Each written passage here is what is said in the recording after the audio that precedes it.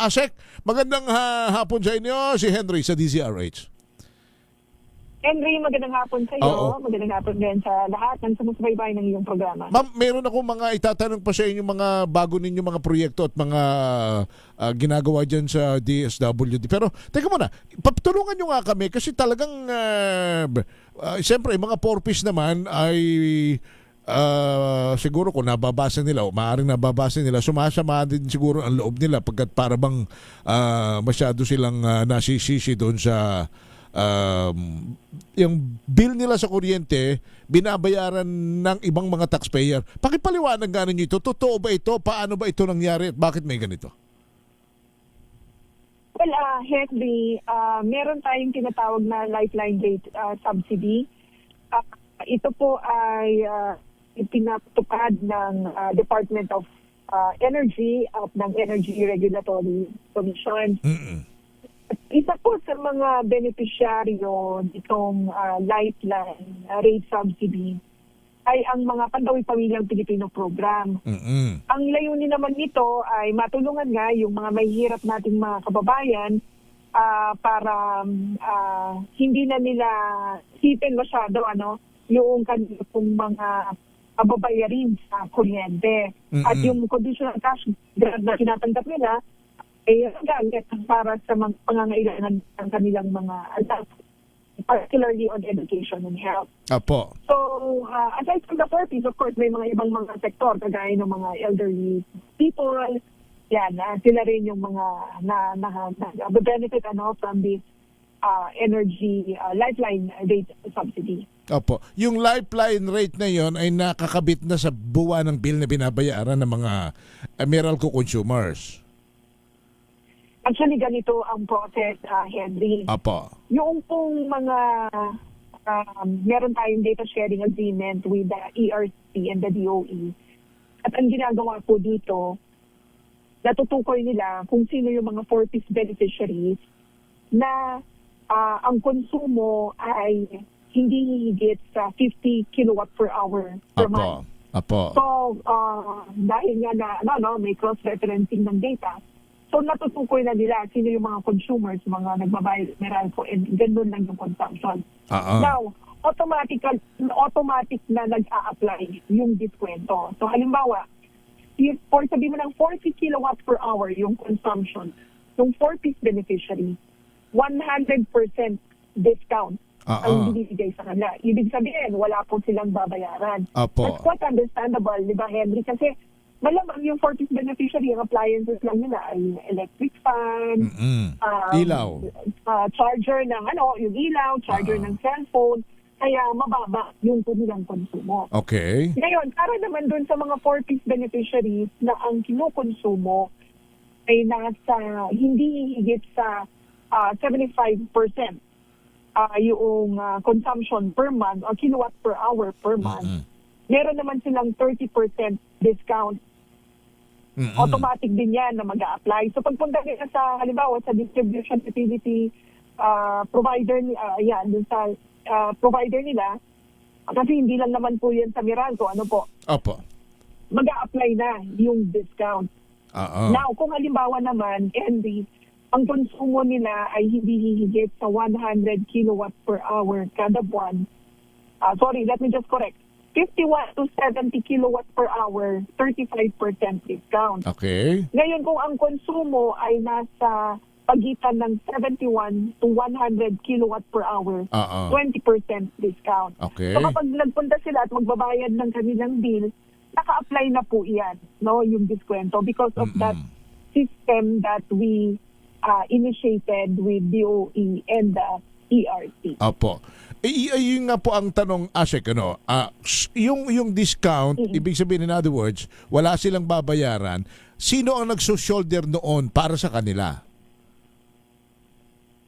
Okay, ito po, yung lifeline rate subsidy, ay, po yan, kumbaga parang sa bawat consumer o sa bawat miyembro at nagbabayad nga po ng kuryente, merong pong naidagdag doon sa kanila pong monthly o sa buwan ng electrical bill. Kaya halimbawa ako, Henry, ako nakita ko doon sa aking latest electricity bill, nasa mga 0.24 centavos. Yung pong aking contribution for the lighting rate subsidy. Dagdag ko rin, Henry, ito po kasing corpus beneficiaries natin, nasa mahigit 130,000 of the more than 3 million households na have access po nitong lifeline rate subsidy. Okay. So kung so sa madaling salita, kung ito'y ganoon ang scheme, napapakarga yung kanilang bayarin sa mga consumer ng Meralco kagaya natin na merong mas malaking kapasidad at mas malaking konsumo ng kuryente at mas may magandang kaunting pinagkakakitaan o kabuhayan. Opo. Ngayon, yes, umaabot ba yan, ma'am, ng mayroon bang inaabot ba ng mga 100, 200 piso yung kada buwan? Yung ganyang nasa-subsidize? Wala pa akong nakitang ganun kalaking halaga kasi may certain percentage yan of your monthly consumption. May may formula na ginagawa yung DOE and ERC at yung mga distribution utility. So baka mga ano lang naman yan. Siguro sila mas makakapag-explain yung computation. Pero more or less, siguro mga kuwan lang yan, mga 50 pababa pesos. Tansyado yan ang maaaring ganyan ang estimate natin. Siguro po kasi depende nga sa konsumo mo rin ng kuryente. Henry. So kung mataas ang iyong consumption, mataas ang iyong babayaran, so, may, depende kasi doon sa consumption. Kasi kung halimbawa, kung ang monthly consumption ko to less than 2,000 pesos, makikita mo na 24 centavos lang. So, again, depende doon sa consumption. Ma'am, ako kasi personally, naiintindihan ko yan at ako naman ay wala akong walang masamang tinapay yan sa akin sapagkat may mga kamag-anak din ako, may mga kaibigan ako na mga miyembro ng Porpis. At kumbaga, tulong ko na rin ito sa kanila. Kaya lang, dun sa iba naman, ang katuwiran na, teka muna naman, sa hirap na ito na ng buhay, bakit hindi ang magbayad niyan ay DSWD galing sa government fund? Bakit kinakailangang ipasa yan sa mga consumer? Actually, siguro nga DOE can best explain this, but ito po ay programa na naka-anchor sa isang batas. Ayan. At ito po ay, of course, sumusunod po tayo doon sa mga umiiral na panuntunan. Kami po, ang naging role ng DSWD sa implementasyon ng batas na ito is to provide DOE and ERC with the list of 4P beneficiaries. And that is exactly what we did. In fact, sabi ko nga, Henry, nag-ano rin tayo, nag-execute din tayo ng data sharing with the DOE and the ERC to provide the information needed for DOE and ERC to implement this program. Okay, sige ma'am. Well said on that part. Ma'am, yung cooling system, meron lang ako binasang news item kanina. Ano ba ang kuha nito? Ano ba ang ang latest na rito? Parang kung tama ba yung pagkakabasa ko, kayo ay technical and kumbaga concept lang inyong assistance. But the funding will come from the LGU, ma'am? Tama ba? Di ba, Henry, ngayon kasi mainit yung panahon, diba? And mataas yung mga heat indices as reported by Pag-asa in particular areas.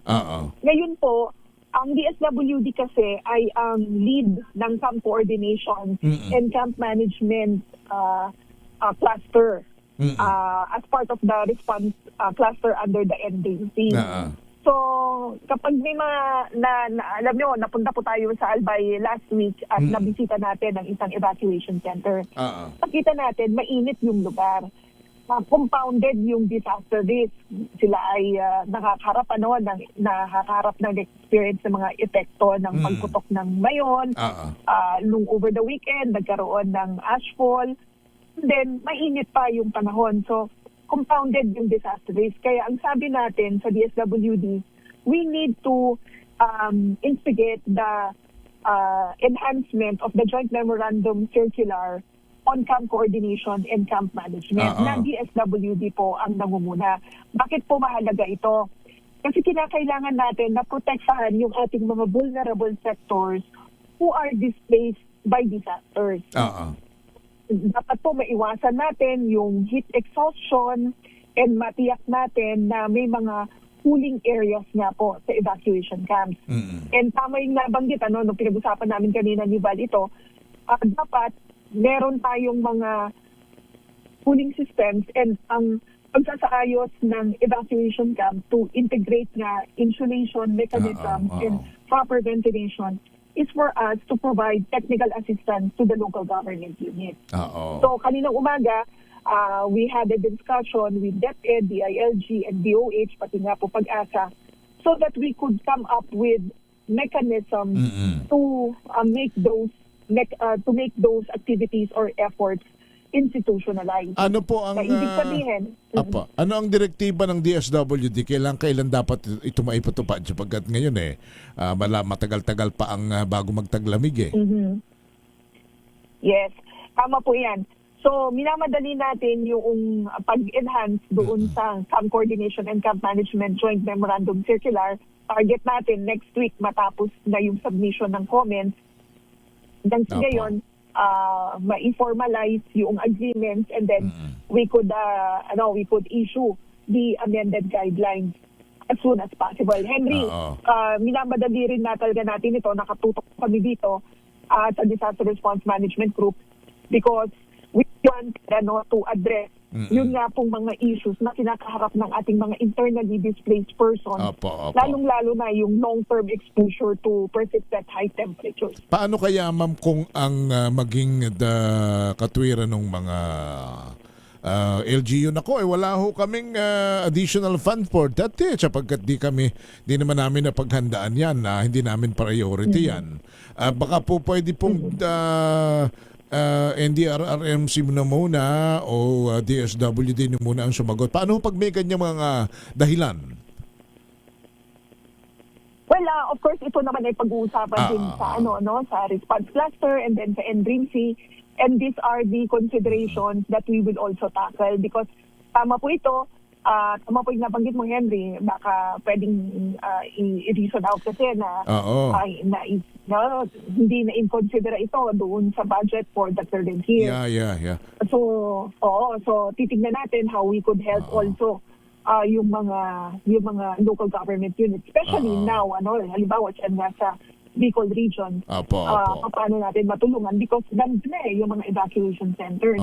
Some are pa rin naman, pinagpaplanuhan pa paano pa ma-enhance yung evacuation center. So, while we're addressing what's currently encountered or faced by internally displaced persons, itong ginagawa na natin ay looking forward din doon sa mga iba pang mga compounded disaster risk na kakaharapin natin in the future. Maganda na naghahanda tayo, prospective yung ating approach, but mahalaga kasi na ma-address din natin yung nangyayari ngayon dyan sa Bicol. Tsaka the concept itself and the intention is very noble. Dapat ito talagang sa lalong madaling panahon. Kaya lang siyempre funding nga ang medyo malaking requirements. Pagkat cooling system, malaki-laki ang budget dito. Pag plus yung magiging build din ito sa kuryente. Baka ito yung... But anyway, mapag-uusapan nyo naman at alam ko pag maganda naman ang intention na ganyan makakahanap ng pondo ang iba't ibang mga ahensya ng gobyerno. Siguro by this time ang priority lang talaga yung Bicol muna at saka yung ibang mga may mga nasa evacuation center pa. Opo. Yes, tama. Kasi halimbawa doon sa Canlaon din. Meron din tayo yung mga na evacuate and still inside evacuation centers kasi nailayo natin sila from the permanent danger zone. So ganun din dito sa Bicol region. So we're looking at both areas so na pwede nating immediate yung maging action. Baka ma'am isahan na lang kasi may cooling system, baka mayroon din pangangailangan kasi pagkatapos ng tag-ulan, tag-init-tag-ulan na yan Siyempre magiging problema naman natin yon yung malinis na tubig, yung walang mga lamok, maaayos na palikuran ng mga evacuation center. sponsor, baka pwede ma-integrate na yung cooling sa sanitation, ano? Sa sanitation para Yes, para isahan na lang. Oo, Henry, yung water and sanitation health facilities naka-integrate na sa ating yun. coordination and cap Very good. management guidelines. Very So, good. that in place. Tapos yung deployment ng ating mga water tanks, ginagawa din natin yan, Henry. In fact, dun sa Region 5, meron tayong naka-deploy ngayon na parang mobile water refilling station. Ganun yung concept nun to ensure that there's steady water supply for our internally displaced persons. So some measures are already being implemented. I-enhance lang natin further para ma-integrate niya yung heat emergency planning. Kung sa bagay naman, with all due respect sa LGU, this is it should be the utmost priority sapagkat constituency nila ang naririyan at at nasa balag ng alanganin at kayo naman sa DSWD palagi meron kayong pinagkakaloob na alalay. Mas maganda na nga ito na mapag-usapan na at ng once and for all ma-address na ito. Asek, salamat ng marami sa inyo for joining us. Maraming salamat. Okay. Maraming salamat, Henry. Magandang hapon. Thank you. Salamat. Si Asik Irene Dumlao ng Department of Social Welfare and Development.